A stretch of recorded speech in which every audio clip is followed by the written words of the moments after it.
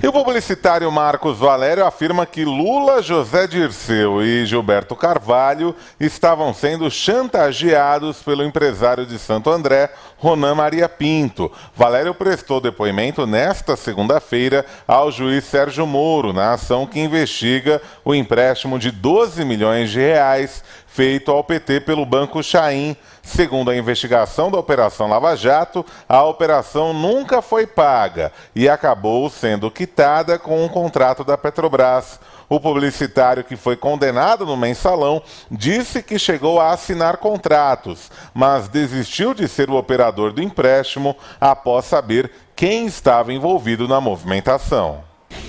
O presidente está com um problema muito sério, está sendo chantageado por uma pessoa e essa pessoa está exigindo um recurso no valor de 6 milhões de reais. Eu falei, olha, tudo bem, quem é o cara? Eu nem imaginava quem era o sujeito. Era um tal senhor Ronan Maria Pinto. O que fiquei sabendo, eu falei, olha, chamei o seu Silvio Pereira novamente, o senhor é maluco. Eu não vou fazer. Eu não vou transferir. E vou te contar uma coisa, o assunto é tão sério que eu acho melhor o senhor arrumar alguém de confiança do senhor presidente para resolver esse assunto. Eu não sou dessa confiança e eu não quero ligação com isso. E usei o termo, me inclua fora disso. Questionado sobre o que se tratava esta chantagem, o publicitário Marcos Valério disse temer pela vida. Senhor, eu gostaria de não responder essa pergunta porque ela é muito, o que eu fiquei sabendo é muito grave. Mas E o senhor não vai poder garantir a minha vida, senhor. O que eu descobri é muito sério e eu não queria me envolver. E vou pedir para não responder essa pergunta. Por quê? Porque é um assunto muito grave e eu não quero correr risco. Eu estou preso e numa penitenciária.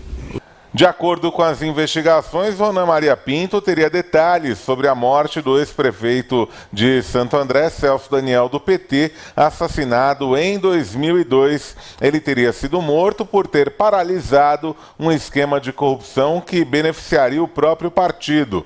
Marcos Valério afirmou que o ex-tesoureiro do PT, Delúbio Soares, foi cobrado pelo Banco Chain a respeito do pagamento do empréstimo. Delúbio negou ter participado de qualquer reunião a respeito do assunto com representantes do banco e com o pecuarista José Carlos Bunlai. Para justificar esse empréstimo, que fez essa triangulação toda, estão armando para cima de Delúbio Soares, eu não posso aceitar, eu não posso concordar. Porque não é verdade, eu não pedi o empréstimo, não participei, esse dinheiro vai para o doutor Hélio, esse dinheiro vai para o Ronan. Eu não conheci o Ronan, o PT não tinha relação nenhuma com o Ronan Costa Pinto, eu não conhecia, porque então como é que eu vou pedir um dinheiro dessa envergadura, né, dessa importância, que era muito dinheiro à época, para uma pessoa que eu não conheço?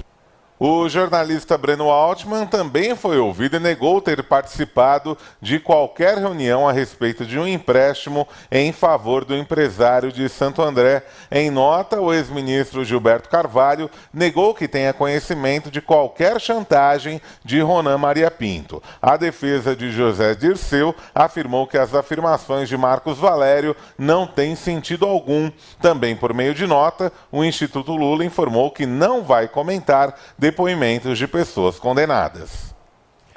Professor Vilela, é o caso Celso Daniel, né? Mais uma vez. Cadáver insepulto. Só lembrar ao nosso ouvinte que esse mecanismo de pegar um empréstimo falso foi usado no Mensalão. E o Marcos Valério conhece, ele operacionalizou isso em Minas Gerais, no Banco Rural, com a senhora Cátia Rabelo, na verdade com o pai dela, que depois faleceu, e quem assumiu o banco foi a senhora Cátia Rabelo, que foi sentenciada a 16 anos de prisão na ação penal 470, o processo do Mensalão. O Marcos Valério foi sentenciado a 37 anos. Segundo a tese da Procuradoria-Geral da República, por Roberto Gurgel, então procurador, o Mensalão era uma quadrilha dividida em 3 núcleos: o político, liderado por Zé Dirceu, o publicitário por Marcos Valério e o financeiro por Cátia Rabelo, e tinha um chefe. José Dirceu. Essa era a tese, que foi aceita, teve 25 sentenciados, foi aceita na primeira fase do julgamento. Mas o Brasil é um país sui generis, é um país fantástico. O Supremo, então, é uma maravilha. Eles refizeram a composição do Supremo para livrar o José Dirceu da condenação de formação de quadrilha que o levava a regime fechado. E conseguiram fazer essa maracutaia. O Supremo fez maracutaia por 6-5. Depois, livrou, em 2014, o José Dirceu do regime fechado tal.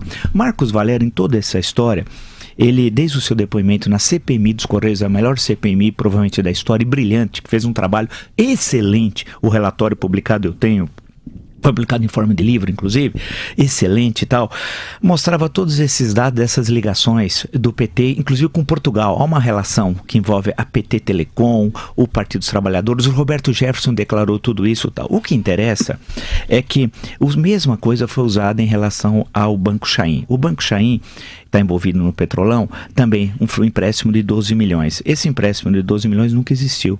Então, ele recebeu dinheiro, 6 milhões para o PT de Campinas, 6 milhões do PT de Santo André. Para esse senhor, o Ronan, que estaria, e aí o Marcos Valério que diz, e está clara, está muito claro, ele está dizendo o seguinte, esse senhor estava chantageando estava chantageando o Lula e o Gilberto Carvalho. Né? Ou seja, nesse caso, eu entreguei esses 6 milhões por essa razão. Ficou muito claro o tal. E esse senhor comprou parte do jornal Diário do Grande ABC, né, como é conhecido. A pergunta é, quando ele diz, olha, eu tô com medo de morrer, é porque ele já está cumprindo a pena vários anos e foi condenado a 37 anos de prisão.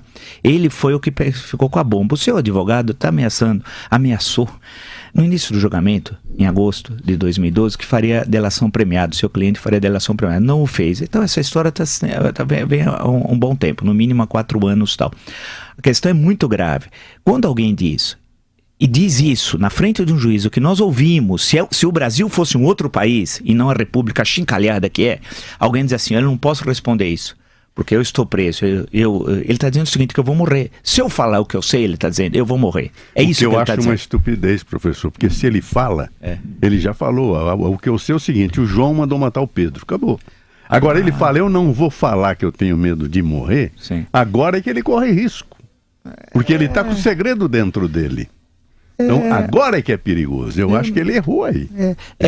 Precisa ver se aumentou o risco de vida dele, muito. E provavelmente ele tenha gravado declarações e distribuído cópias por aí. Pedro Collor fez isso em certo momento em 1992, gravando fitas de vídeo na época. Eu não sei, é uma questão, um ponto de interrogação, mas é um cadáver insepulto. E é um cadáver do PT.